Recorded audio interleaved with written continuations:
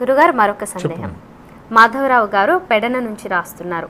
వేద శాస్త్రాల్లో గోవధ ఉందా, అది దోషం కాదా తెలియచేయగలరంటూ కోరుతున్నారు.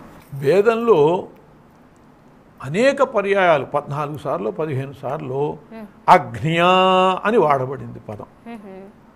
గోవు విషయంలో అగ్న్యా అంటే గోవు అనేటటువంటిది చంపదగినది కాదు, కొట్టదగినది కాదు అని చెప్పి వేదం చెప్పింది, ఘోష పెట్టింది. కాబట్టి అజ్ఞా అని చెప్పి వేదమే చెబుతూ ఉంటే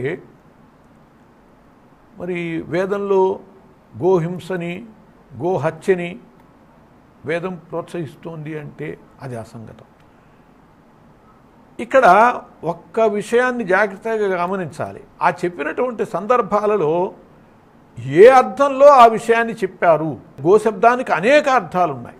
మునులు గోభక్షణము చేస్తారు అంటే గోవులు అంటే గో శబ్దానికి ఇంద్రియ లోలుపత కూడా అర్థం ఉంది. ఇంద్రియములు కిరణములు అనేక అర్థాలు ఉన్నాయి. అంటే ఇంద్రియాలని నిగ్రహిస్తారు అనేటటువంటి అర్థంలో అక్కడ శబ్దం వాడబడింది. అంతేగాని వాళ్ళు గోవుల్ని తినేసేస్తారు అని చెప్పి కాదు, చంపుకు తింటారని కాదు. అలా తెలుసుకోకపోవటం వల్ల అనేక రకాల ఆలోచించేటటువంటి పరిస్థితులు ఉన్నాయి.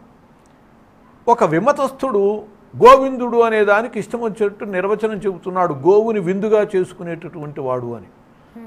ఎంత దుర్మార్గమైనటువంటి నిర్వచనమో అది చెప్పక్కర్లేదు.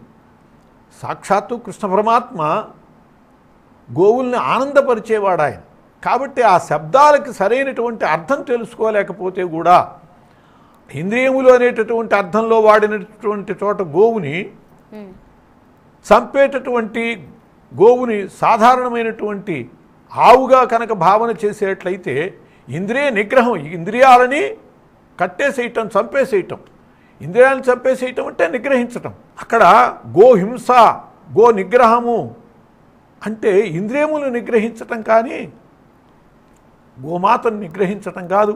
ఇలా అర్థం తెలియకపోవటం వల్ల వేదంలో ఉండేటటువంటి వాటిని అపార్థం చేసుకుంటే చెప్పలేము. కానీ వేదము మాత్రము అగ్న్యా అని చెప్పి స్పష్టంగా గోవుని గురించి చెప్పింది. చంపకూడనిది, కొట్టకూడనిది కూడా. గోదావరి ఉద్భవించినటువంటి సందర్భంలో ఎంతో జాగ్రత్తగా గౌతమ మహర్షి కొట్టకూడదని చెప్పి ఊరికైనా దర్భపుల్లతో అలా అంటేనే అది కృత్రిమ గోవు కాబట్టి, కావాలని వచ్చినటువంటిది కాబట్టి చచ్చిపడింది అనుకోండి. దానికి కూడా గోహత్య పరిహారం కోసమని సాక్షాత్తు ఆ గంగమ్మ తల్లిని గోదావరి రూపంలో తీసుకొచ్చాడు ఆ మహానుభావుడు. గోహత్య అంత మహాపాతకం అని చెప్పి మహర్షుల యొక్క చరిత్రలో మనకు తెలుస్తుంటే వేదాల్లో గోహత్యని ప్రోత్సహించింది, మునులు గోహత్యని ప్రోత్సహించారు అనేటటువంటి దానికి అర్థం లేదు. సరైనటువంటి అర్థం చేసుకోకపోవటం వల్ల దాన్ని అలా భావించటం మాత్రమే జరుగుతుంది. గురుగారు